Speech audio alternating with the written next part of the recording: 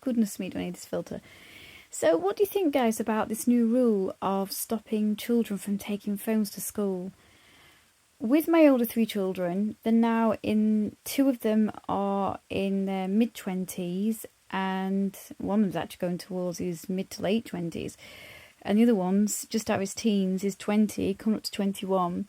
And although with the 20-year-old, it was become a bit more of a thing with the other two, it was unusual. You were, I won't say posh, but it was unusual to take your phone to school. Anyway, with that in mind, with my fourth son, the son of mine that's a bit of an age difference, and he is now entering his teens, he's now a teenager. Sorry, just had to pause it. What do you think about this? Because I think that with this in mind, we may have to sign a petition. I just think that we need to at least... I don't agree with the ban.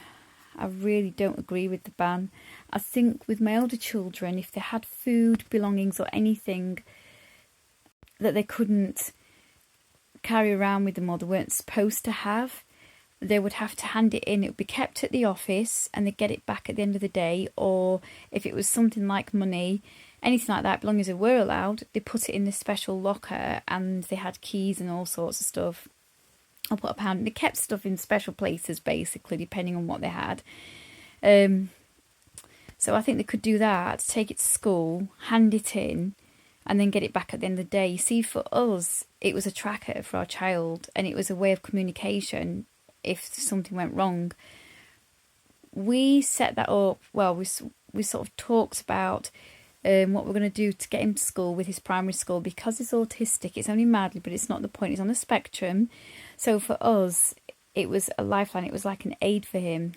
And we knew he was safe, he could contact us. So I've seen the other side of it. It was different with my older children, but technology has moved on so much and it's different now. Sorry guys, I'm so tired. But yeah, it's not just technology, because we know more about it. It's better. He's like, there was a school bus for my other sons and they all went in groups, but not for my youngest. He's just by himself and he's going on a normal bus and he's been thrown into that. So we sort of talked to school about it, and I had a plan in action. The school thought it was great that my husband would practice going to school with him in the 3 weeks before he actually went to his secondary school permanently. It was a transition thing. The government have this transition period now. But we waited until the summer holidays. We didn't want to do it. If we know he'll forget, we knew he'd forget, so we didn't want to leave it too long before he was actually going to school, so we waited until the 3 weeks of him leading up to. That's why we did it. And my husband went through it with him physically. My husband and myself, I spoke to him about it, we both did, so he knew what he was doing. We taught him and had a discussion with him about calling on and offline, whether I had data or not. That wasn't a problem. I mean, there might be one day when he even has to save somebody's life. But anyway, by calling 999. But anyway, with that, he knew everything to do. And he picked it up pretty quickly in the first week. But he also had one person from his primary school that helped him for a couple of days. And I was very grateful of that. But I'm going to be honest. Sorry, it's very late and I'm very tired. I don't agree with it. I think they need to hand them in. I don't know why they have to have the phone sort of not be allowed to take them at all and be banned completely. I need to know my son's safe going to and from school. Now, my husband sometimes takes him in the car because my son's school, well, that's the way things go. I don't want to go into too much detail. You can probably work it out.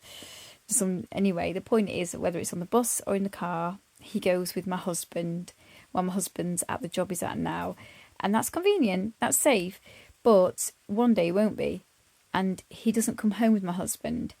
It's a 10-minute drive in the car, but it's not on the bus. It's a 10-minute walk. He has to walk. If he went on the bus to go there, there's a bus stop in our street where he could get off or go there.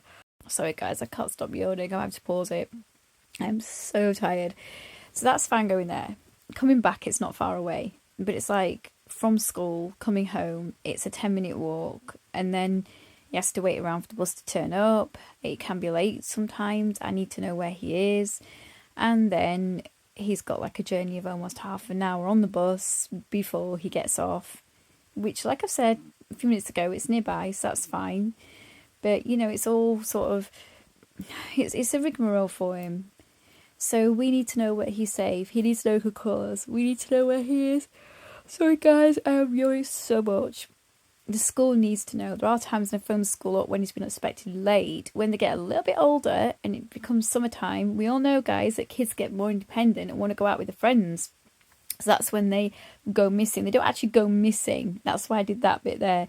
They sort of go missing. I mean the term loosely. What they'll do is they'll just go in, oh, we'll go off with our friends somewhere, and they think, yeah, we're getting a bit older now, and been at secondary school for like, 2, 3, 4 years, and it's lovely weather, and the friends are like, yeah, let's go into town, or do you want to come to my house, or whatever they want to do.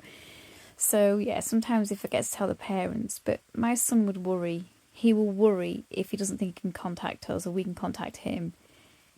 He will worry if I will worry if I can't track him. He didn't want to be on the tracker at the end of last year, and I wanted him back on again. But he will worry if we don't know where he is. He worries about all sorts. If he gets detention, which they seem to like dishing them out at the school he's at, that's a worry.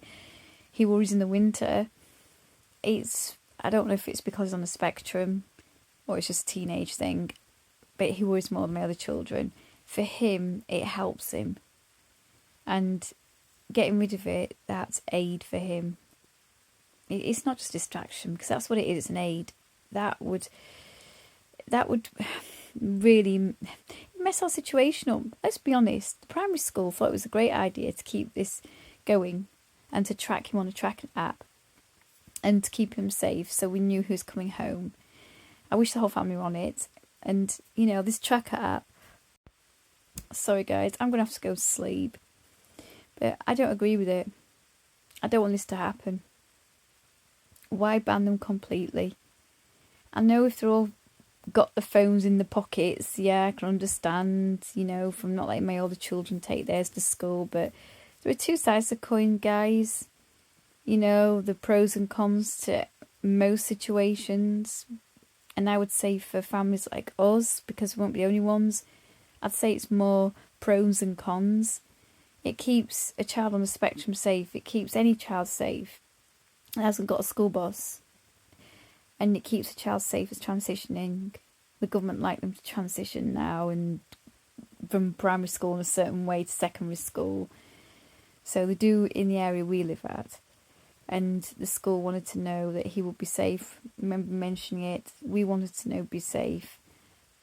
Without the phone to use as an aid, we wouldn't have had that safety. We wouldn't have had the plan. The school were happy for us to put that in action. Well, it wasn't really up to them and they weren't going to be involved, but they thought it was a good idea.